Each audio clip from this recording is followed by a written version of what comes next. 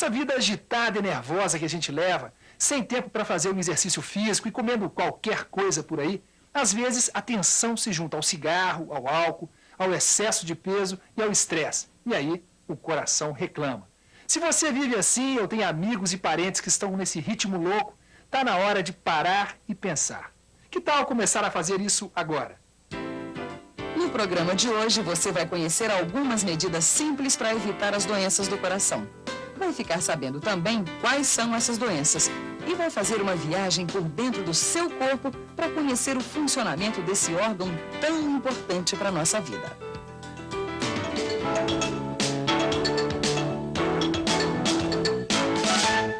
Para o nosso organismo funcionar bem, é preciso que o sangue circule por todo o corpo.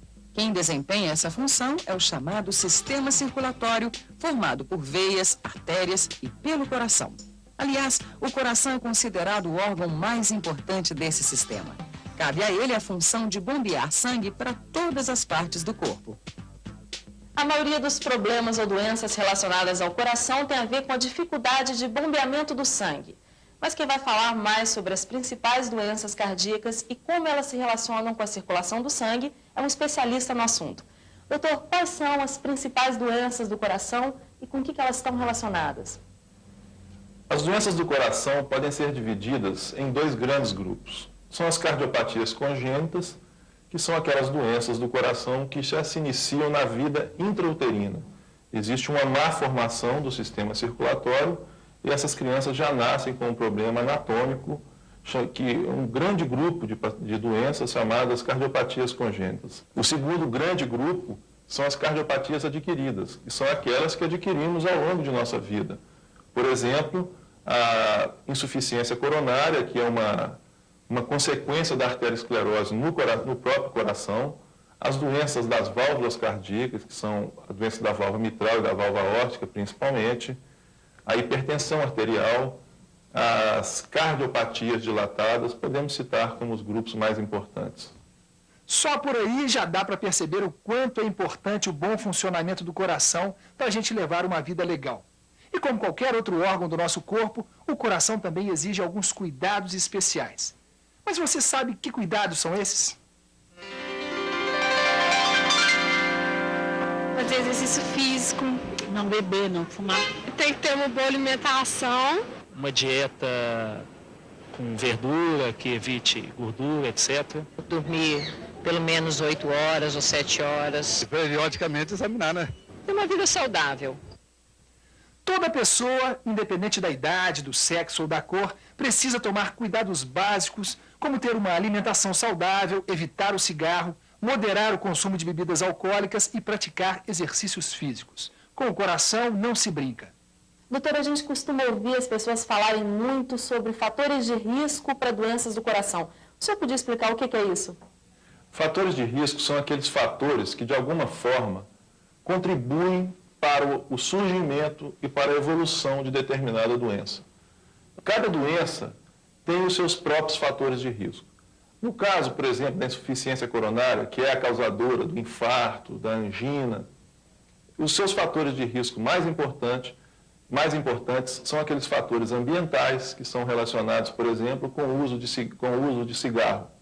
Cigarro é um fator de risco determinante para o surgimento desse tipo de doenças. Existem também os fatores genéticos, que é a herança que o indivíduo traz de família.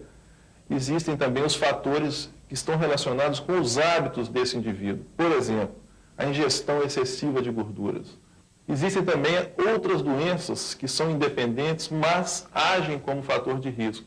São aqueles diabéticos, especialmente aqueles diabéticos que não controlam os seus níveis de açúcar no sangue. Existem também aqueles indivíduos hipertensos. Nós temos um problema de saúde pública seríssimo no Brasil, que grande parte dos hipertensos não se tratam. O sedentarismo seria um outro fator coadjuvante. A pessoa que leva uma vida sedentária teria mais dificuldade em tratar a sua pressão arterial, teria mais dificuldade em corrigir os seus hábitos alimentares. A notícia boa é que a maioria desses fatores de risco pode ser controlada ou até completamente eliminada. Basta um pouco de consciência e esforço para levar adiante as medidas necessárias. A notícia ruim é que esses fatores de risco costumam andar juntos. E quanto maior o número deles na mesma pessoa, maior é a possibilidade de que ela venha a ter algum problema no coração. Com uma boa dieta e a ajuda de um profissional de saúde que certamente pode dar conselhos e eventualmente até receitar alguns medicamentos, é possível controlar o nível do colesterol, a pressão arterial e a diabetes. Se for o caso, o médico também vai ajudar a eliminar o excesso de peso, a obesidade e o estresse. E para acabar com o sedentarismo, a pessoa terá provavelmente que iniciar um programa de exercícios. Quanto mais cedo você tomar essas medidas, menor será a possibilidade de que você venha a ter algum problema cardíaco. Mas é bom lembrar que esses fatores de risco precisam ser controlados durante toda a vida e não só por um período. Por exemplo, se você tem colesterol alto e conseguir controlá-lo através de uma dieta equilibrada e da prática de exercícios físicos, não adianta nada voltar a comer alimentos gordurosos ou parar de se exercitar depois que o colesterol diminuir. Essas medidas têm que ser para a vida toda. Várias condições que levam aos problemas do coração têm relação direta com a alimentação. A pressão alta, o aumento do colesterol no sangue, a diabetes e a obesidade são alguns exemplos de fatores de risco que têm ligação com o que a gente come. É por isso que todos nós precisamos de uma alimentação saudável. Quem já teve algum problema de hipertensão arterial ou de colesterol elevado na família, precisa tomar um cuidado ainda maior com a alimentação das crianças. Nosso corpo precisa de proteínas, vitaminas, sais minerais, carboidratos, gordura, fibras e água. Como esses nutrientes não são encontrados em um único alimento, o segredo da alimentação saudável é a variedade e o equilíbrio. Mas será que as pessoas sabem o que é uma alimentação saudável e equilibrada? Alimentação saudável? Saladas, frutas, e mais verdura, nada de massa. Uma comida assim, menos temperada. É aquela que tem vitaminas, proteínas. Deve ser uma alimentação na qual você come de tudo, pelo menos um pouco de tudo. A alimentação saudável é aquela que fornece para o nosso corpo todos os elementos importantes para o seu bom funcionamento. Esses elementos são chamados de nutrientes.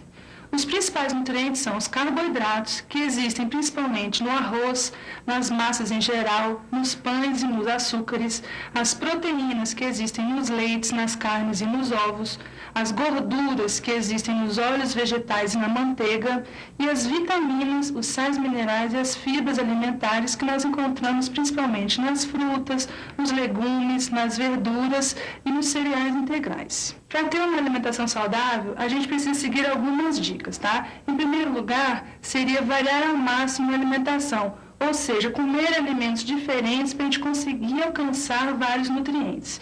Em segundo lugar, seria comer estes nutrientes nas quantidades certas, nem de mais e nem de menos. E o terceiro lugar seria distribuir essa refeição ao longo do dia, né? Essas refeições. Seria comer 4 vezes ao dia, fazer como, por exemplo, café da manhã, o almoço, um lanche e um jantar. Tentar manter uma alimentação saudável e equilibrada é uma recomendação que vale para todo mundo. Mas quem apresenta algum fator de risco relacionado às doenças do coração precisa tomar um cuidado ainda maior e evitar determinados alimentos. Quem sofre de pressão alta, por exemplo, deve evitar o excesso de sal e de bebidas alcoólicas. Quem tem problemas com o excesso de gordura no sangue também precisa evitar as bebidas alcoólicas, além das carnes gordurosas, das frituras e dos alimentos muito doces. E quem tem diabetes deve cortar o açúcar da dieta, evitar os alimentos gordurosos e as bebidas alcoólicas.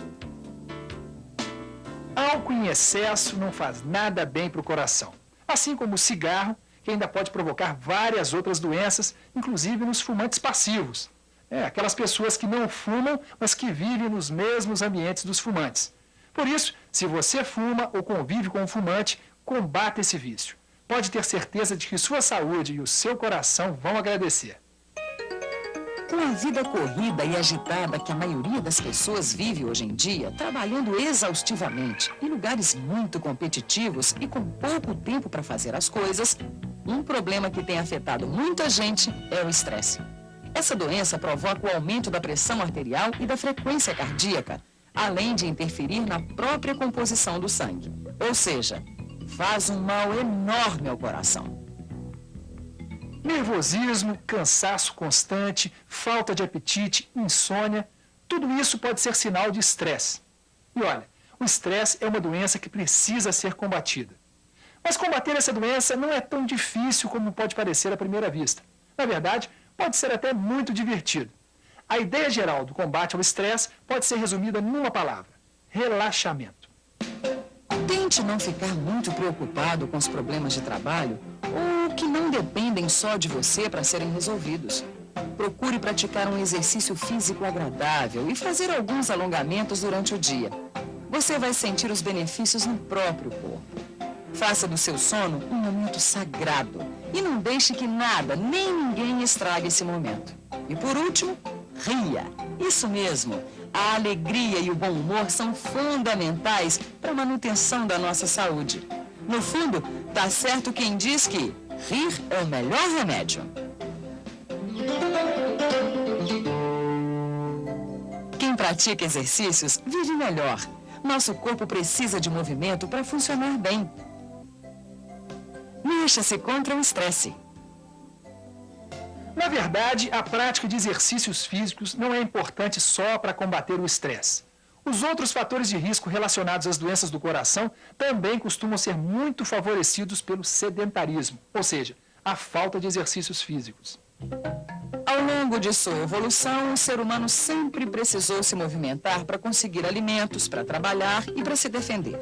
O sedentarismo é um hábito relativamente recente na história e acaba prejudicando muito a nossa saúde. A prática de exercícios físicos consome calorias, ajuda a reduzir a taxa de colesterol e o excesso de açúcar no sangue. A pressão arterial também é baixa, favorecendo os hipertensos.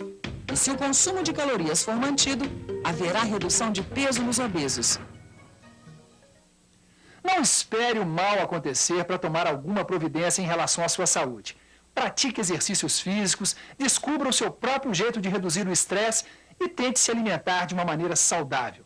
Fazendo isso, você estará dando um enorme passo em direção a uma vida melhor. No mais, é evitar o cigarro e o excesso de álcool e manter sob controle doenças como a diabetes, a pressão alta. Faça isso e deixe o seu coração bater no ritmo da saúde. Nós vamos ficando por aqui. Até a próxima e viva legal! Para maiores informações sobre este assunto, Disque Saúde.